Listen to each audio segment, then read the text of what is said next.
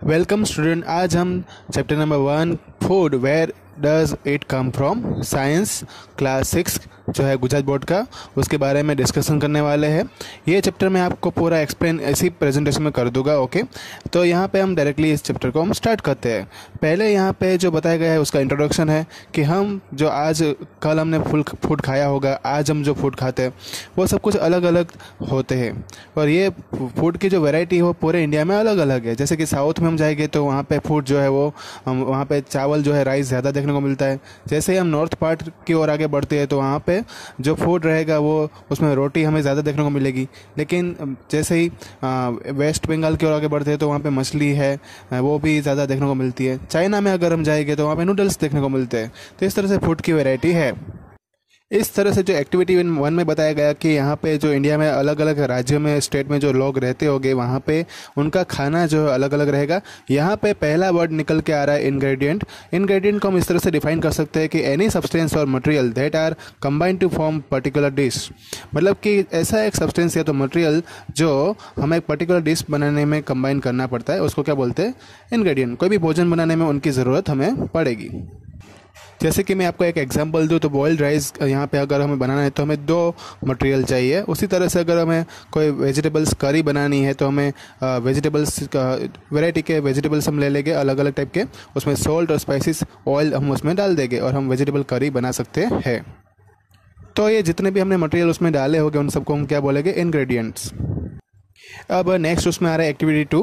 तो यहाँ पे food items and their ingredients का एक टेबल बनाया हुआ है। तो यहाँ पे हम देख सकते हैं कि अगर हमें रोटी या तो चपाती जो हम बोलते हैं उनमें अगर उसको बनाना है तो हमें क्या क्या इंग्रेडिएंट के फॉर्म में हम लेंगे, तो उसमें हम लेंगे आटा और वाटर।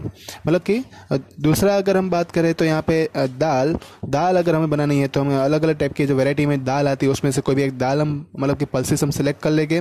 फिर उसमें हम वाटर डालेंगे, सॉल्ट डालेंगे, कहीं कहीं पे ऑयल या तो घी भी हम डाल सकते हैं और स्पाइसेस भी हम डाल सकते हैं। तो इस तरह से हम दाल प्रिपेयर कर सकते हैं। अब नेक्स्ट स्लाइड में आ रहा है table 1.3 ingredients use to prepare food item and their sources. तो यहाँ पे लिखा हुआ है कि अगर हमें इडली बनानी है तो इंग्रेडिएंट्स है उसके लिए rice, urad dal, salt and water. तो राइस जो है हमें कहाँ से मिलता है? तो उसका सोर्स है प्लांट। उड़द दाल भी एक टाइप का जो है वो प्लांट में से ही मिलेगा। सॉल्ट है उसके लिए सोर्स क्या होगा? सी। और वाटर जो है वो तो हर जगह अवेलेबल होगा। नेक्स्ट उसमें दिया है चिकन करी। चिकन जो है आपका कोई भी एनिमल में से मिल जाएगा, जैसे कि मुर्गी है। स्पाइसेस है उसके लिए आपको प्लांट्स चाहिए होंगे। ऑयल और घी है उसके लिए भी प्लांट्स या तो एनिमल का हम यूज़ करेंगे। वाटर जो है वो हर जगह अवेलेबल होगा। फिर दिया है खीर। खीर अगर हमें बनानी है तो उसके लिए चाहिए मिल्क, राइस और शुगर। मिल्क है हमें एनिमल्स में से मिलेगा, राइस है उसके लिए प्लांट्स आते हैं और शुगर जो है उसके लिए गन्ना आता है, गन्ने में से हम शुगर बनाते हैं।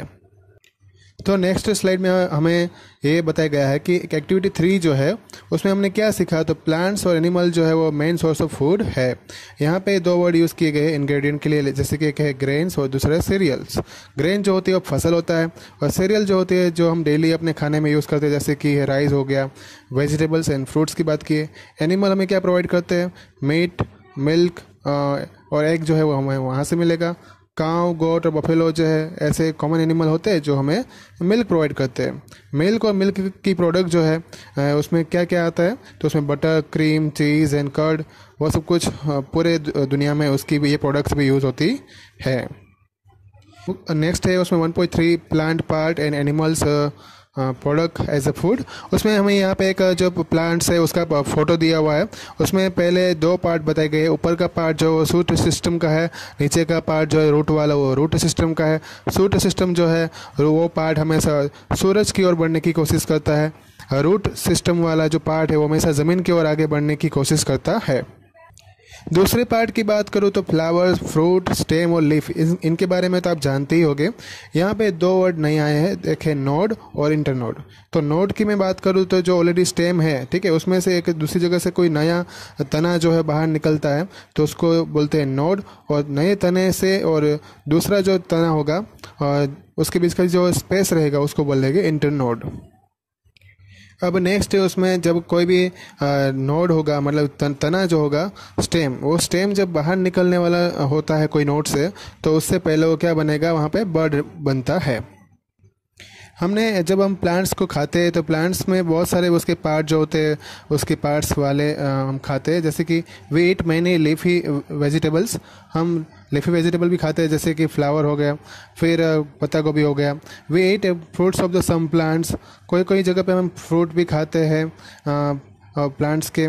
और उसमें तो हमें पता है कि बहुत सारे फ्रूट्स जो है, मैंगो है वो हम खाते हैं। सम टाइम रूट्स भी खाते हैं, जैसे कि उसमें गाजर हो गया।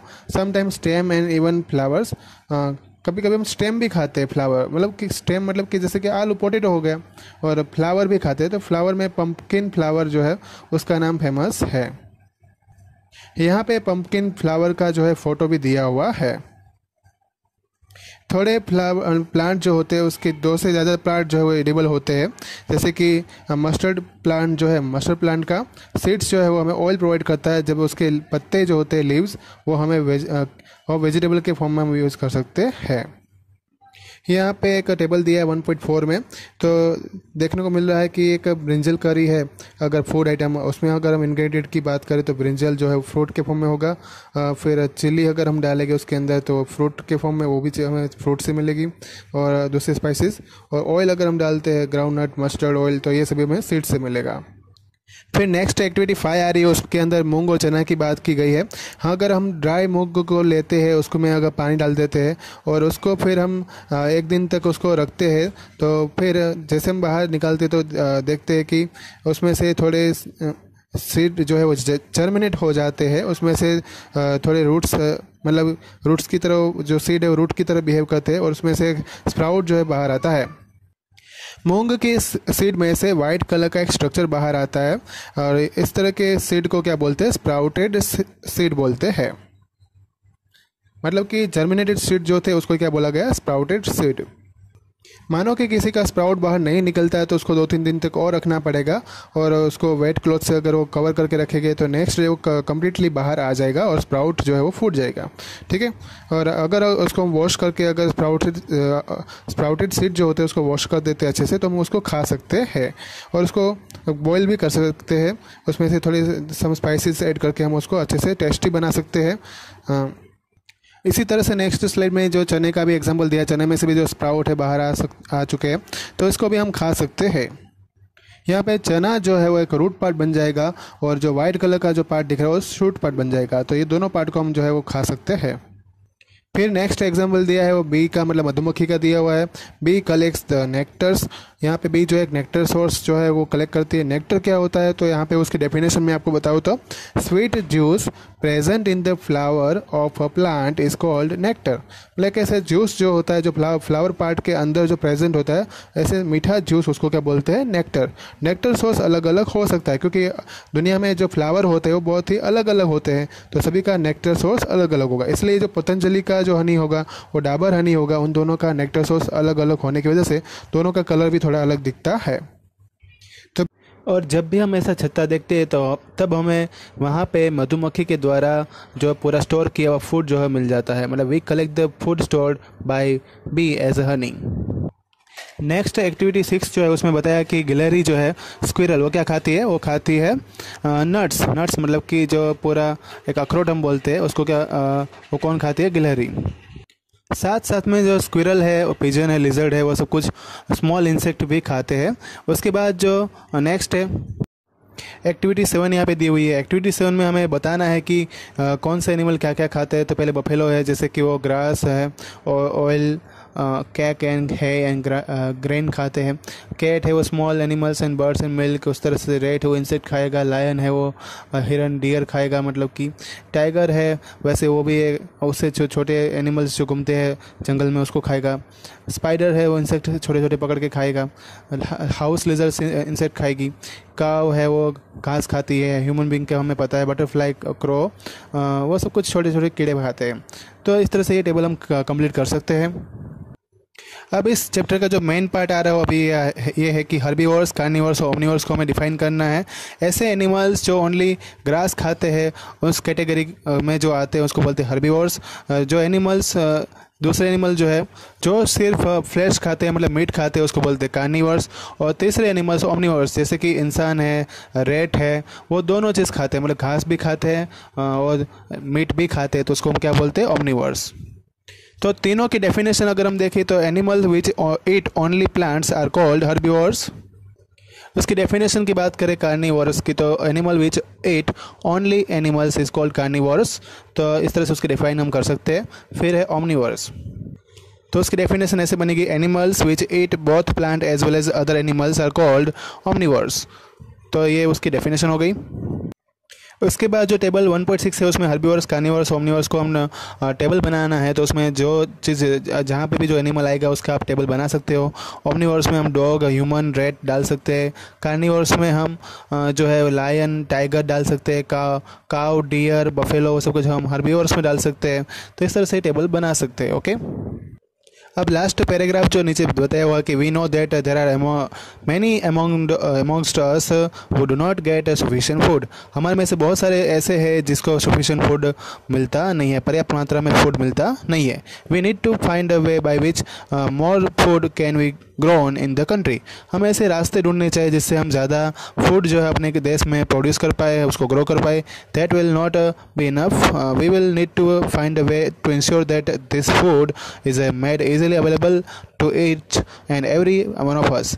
हमें इस तरह से हमें इंश्योरिटी लानी पड़ेगी जिससे फूड जो है वो इजीली अवेलेबल हो जाए सभी लोगों के लिए, और सभी को, हम जैसे सभी को ये फूड जो है डेली मिलता रहे। अब नेक्स्ट है उसमें कीवर्ड दिए है ingredients, edible, nectar, sprout, seed, herbivores, carnivores, omnivores, जो हमने सब समझ लिए। समरी यहाँ पे बताई हुई है, वो भी समरी भी जो है हमने ऑलरेडी समझ लिया है सब कुछ। डेफिनेशन भी जो मैंने ऑलरेडी आपको बता दी है सभी। अब आ रही है उसमें एक्सरसाइज। तो एक्सरसाइज में पहला क्वेश्चन पूछा है, do you find that all living being need the same kind of food. क्या सभी लिविंग बीइंग जो ऐसे होते हैं जो सभी एक जैसा ही खाना खाते हैं? तो ऐसा तो कुछ होता नहीं है। मतलब कि उसका आंसर क्या आएगा? तो उसमें आपको आंसर में ये लिखना है, no all living being do not need same type of food. दूसरा क्वेश्चन यहाँ पे बताया गया है कि name the 5 plant and their parts that we eat. ऐसे 5 प्लांट के नाम बताओ और उसके पार्ट के नाम बताओ जो हम खाते हैं। तो पैडी है उसका हम क्या खाते हैं? सीड खाते हैं। वीट का भी हम सीड खाते हैं। मैंगो ट्री उसका फ्रूट खाते हैं। पोटैटो प्लांट है उसका हम स्टेम खाते हैं। और मस्टर्ड प्लांट है उसका हम क्या खाते हैं? सीड एंड लीफ खाते हैं। थर्ड क्वेश्चन में हमें टेबल जो है उसमें कॉलम है, वो कॉलम बी को मैच करना है। तो उसमें मिल्क, कर्ड, पनीर, घी जो है उसके सामने क्या आएगा? ये सभी एनिमल प्रोडक्ट है। स्पिनच, कॉलीफ्लावर और कैरेट है वो वेजिटेबल्स है। लायंस और टाइगर है वो दूसरे एनिमल को खाते हैं, मतलब ईट अदर एनिमल। और हर्बीवोर्स जो है वो ईट प्लांट्स एंड प्लांट प्रोडक्ट। इस तरह से आपको मैच कर देना है। उसके बाद जो फिल इन द ब्लैंक्स है उसमें tiger is a carnivorous because it only meat, deer it only plants product so it is called herbivores, क्योंकि जो घास खाता है उसको हमने क्या बोला था? हर्बीवोर्स। फिर उसके बाद है parrot it only plants product, उसमें प्लांट आएगा। फिर the blank that we drink which comes from the cow, buffalo and goat is an animal product, मतलब उसमें आंसर आएगा मिल्क, क्योंकि हम जो काउ, बफेलो में से और गोट में से जो हमें मिलता है एनिमल प्रोडक्ट वो क्या होता है? मिल्क होता है। लास्ट वाला जो है we get sugar from sugar cane, हमें जो शुगर है वो कहाँ से मिलती है? गन्ने में से मिलती है। तो ये था आपका पूरा लेसन स्टूडेंट। तो यहाँ पे ये लेसन पूरा जो है कवर हो गया, उसकी एक्सरसाइज भी उसकी सॉल्व हो गई। ओके, नेक्स्ट लेसन जो है आपको बता दिया जाएगा। आपको कोई डाउट है तो यहाँ पे कमेंट बॉक्स में लिखकर बता सकते हैं। ओके, रिवाइज करते रहना। होमवर्क जो है आपको व्हाट्सअप कर दिया जाएगा। ठीक है, थैंक यू ऑल।